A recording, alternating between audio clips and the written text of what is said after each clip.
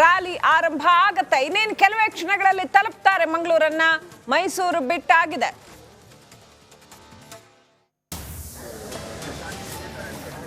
ನೋಡ್ತಾ ಇದ್ದೀವಿ ಅಲ್ಲಿ ಸಕಲ ಸಿದ್ಧತೆಗಳನ್ನ ಮಾಡಿಕೊಂಡು ವಿಷು ಹಬ್ಬದ ದಿನ, ಬಿಸು ಪರ್ವದ ದಿನ ಅಲ್ಲಿ ಸಹಸ್ರಾರು ಸಂಖ್ಯೆಯಲ್ಲಿ ಮಂಗಳೂರಿನ ಜನ ಕಾಯ್ತಾ ಇದ್ದಾರೆ ಮೋದಿಯವರು ಬರ್ತಾರೆ ಅಂತ.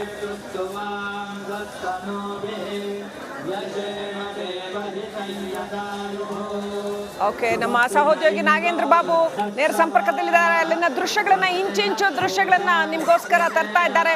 Over to you Nagendra Babu, go ahead. S Srilakshmi, ಈಗ ಮಂಗಳೂರಿನಲ್ಲಿ ರೋಡ್ ಶೋವನ್ನ ನಡೆಸಲಿದ್ದಾರೆ. ಕೆಲವೇ ಕ್ಷಣಗಳಲ್ಲಿ ಪ್ರಧಾನಿ ನರೇಂದ್ರ ಮೋದಿ ಅವರು ಅವರನ್ನ ಕಣ್ತುಂಬಿಕೊಳ್ಳೋದಕ್ಕೆ ಇಲ್ಲಿ ಸಾಕಷ್ಟು ಸಂಖ್ಯೆಯಲ್ಲಿ, ಸಹಸ್ರಾರು ಸಂಖ್ಯೆಯಲ್ಲಿ ಇವತ್ತು ಮಂಗಳೂರಿಗೆ ಆಗಮಿಸಿದ್ದಾರೆ ನರೇಂದ್ರ ಮೋದಿ ಅವರನ್ನ ನೋಡುವ ಸಲುವಾಗಿ. ನೋಡಿ, ಒಂದು ಕಡೆ ಅಲ್ಲಿ ಯಕ್ಷಗಾನವನ್ನ ಕೂಡ ಆಯೋಜನೆ ಮಾಡಲಾಗಿದೆ. ಪ್ರಧಾನಿ ನರೇಂದ್ರ ಮೋದಿ ಅವರು ಈ ಮಾರ್ಗವಾಗಿ ಬಂದು ಇಲ್ಲಿ ಅವರ ರೋಡ್ ಶೋ ಅಂತ್ಯಗೊಳ್ಳುತ್ತಲ್ಲ, ನವಭಾರತ್ ಸರ್ಕಲ್ ಆ ಭಾಗದಲ್ಲಿ ಅಲ್ಲಿ ಯಕ್ಷಗಾನವನ್ನ ಕೂಡ ಪ್ರದರ್ಶನ ಮಾಡಲಾಗ್ತಾ ಇದೆ. ಅದನ್ನ ಪ್ರಧಾನಿ ನರೇಂದ್ರ ಮೋದಿ ಅವರಿಗೆ ಹತ್ತಿರದಿಂದ ತೋರಿಸುವಂತ ಕೆಲಸಕ್ಕೂ ಕೂಡ ಇಲ್ಲಿ ಸಿದ್ಧತೆಯನ್ನ ಮಾಡಿಕೊಳ್ಳಲಾಗಿದೆ. ನೋಡಿ, ಇಲ್ಲಿ ಗಮನಿಸ್ತಾ ಇದ್ದೀವಿ, ಭಾಗವತರು ಆಡುವಂತ ಒಂದು ದೃಶ್ಯವನ್ನ ಇಲ್ಲಿ ಗಮನಿಸ್ತಾ ಇದ್ದೀವಿ. ಸಾಕಷ್ಟು ಸಂಖ್ಯೆಯಲ್ಲಿ ಇಲ್ಲಿ ಈಗ ಜನ ಇಲ್ಲಿ ಸೇರ್ತಾ ಇದ್ದಾರೆ ಶ್ರೀಲಕ್ಷ್ಮಿ. ಕೆಲವೇ ಕ್ಷಣಗಳಲ್ಲಿ ಪ್ರಧಾನಿ ನರೇಂದ್ರ ಮೋದಿ ಅವರು ಮಂಗಳೂರಿಗೆ ಆಗಮಿಸಲಿದ್ದಾರೆ.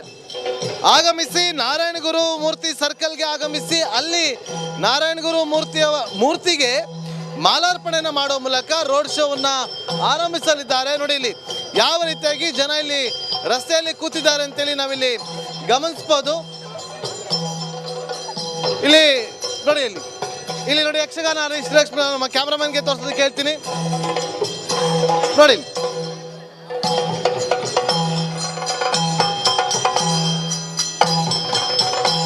ಒಬ್ಬ ಪುಟ್ಟ ಬಾಲಕ ಯಕ್ಷಗಾನವನ್ನ ಮಾಡ್ತಾ ಇರುವಂತಹ ದೃಶ್ಯಾವಳಿ. ಈಗ ಇದೇ ಒಂದು ಜಾಗದಿಂದ ಪ್ರಧಾನಿ ನರೇಂದ್ರ ಮೋದಿ ಅವರು ಸಾಕ್ತಾರೆ.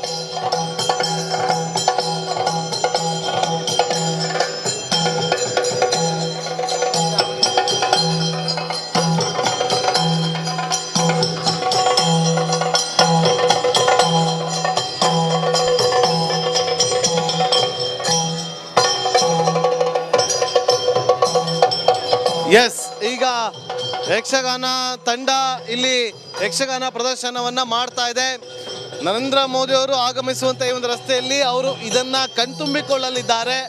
ಈ ಒಂದು ವ್ಯವಸ್ಥೆಯನ್ನ ಕೂಡ ಇಲ್ಲಿ ಮಾಡಲಾಗಿದೆ.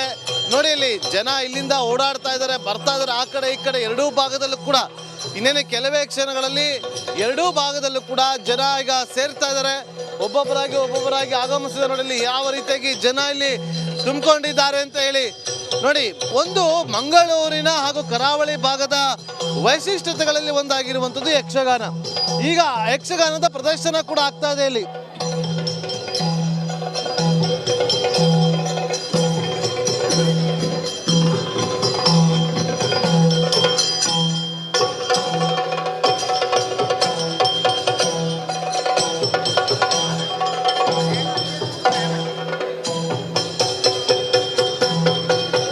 ನೋಡಿ, ಇಲ್ಲಿ ಬಿಜೆಪಿ ಬಾವುಟಗಳನ್ನು ಹಾಕಿಕೊಂಡು ಇಲ್ಲಿ ಎಲ್ಲರೂ ಕೂಡ ಆಗಮಿಸಿದ್ದಾರೆ.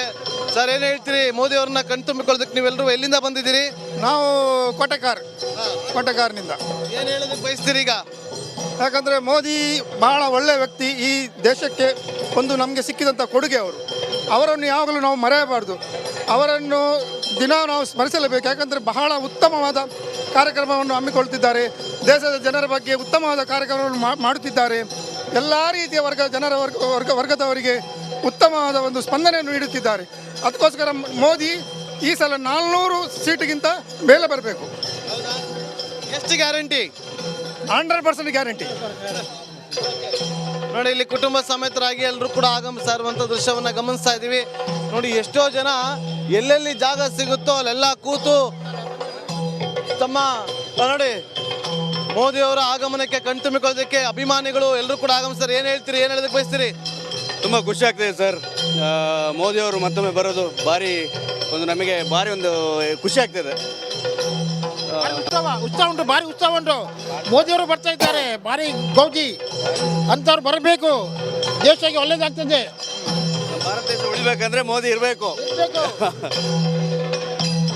ಏನು ಹೇಳ್ತೀರಿ ಸರ್? ನೋಡಿ ಇಲ್ಲಿ ಯಕ್ಷಗಾನದ ಒಂದು ಸೊಬಗನ್ನು ನಾವಿಲ್ಲಿ ಗಮನಿಸ್ಬೋದು. ನೋಡಿ ಇಲ್ಲಿ ಎಲ್ಲರೂ ಕೂಡ ಪುಟ್ಟ ಪುಟ್ಟ ಮಕ್ಕಳು ಆ ಒಂದು ಯಕ್ಷಗಾನದಲ್ಲಿ ಇರುವಂಥ ದೃಶ್ಯವನ್ನು ಗಮನಿಸ್ತಾ ಇದ್ದೀವಿ.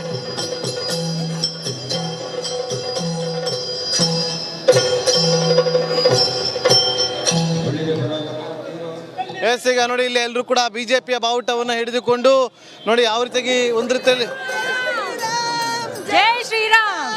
ಮೋದಿ ಅವ್ರನ್ನ ಇಷ್ಟು ಹತ್ರದಿಂದ ಈಗ ಕಣ್ ತುಂಬಿಕೊಳ್ತೀರಿ. ತುಂಬಾ ಖುಷಿ ಆಗ್ತದೆ. ಮುಂದಿನ ಪ್ರಧಾನಿ ತುಂಬಾ ಖುಷಿ ಆಗ್ತಾ ಇದೆ. ಜೈ ಶ್ರೀರಾಮ್. ಜೈ ಶ್ರೀರಾಮ್. ಏನ್ ಹೇಳ್ತೀರಿ ಯಜಮಾನ್ರೆ? ಹೇಳಿ. ಮೋದಿ ಅವ್ರನ್ನ ಹತ್ರದಿಂದ ನೋಡ್ತೀರಾ ಈಗ? ನೋಡ್ತೇವೆ ಅದಕ್ಕೆ ಬಂದದ್ದು. ಅವ್ರು ನೋಡೋದಕ್ಕೆ ಬಂದಿದ್ದ?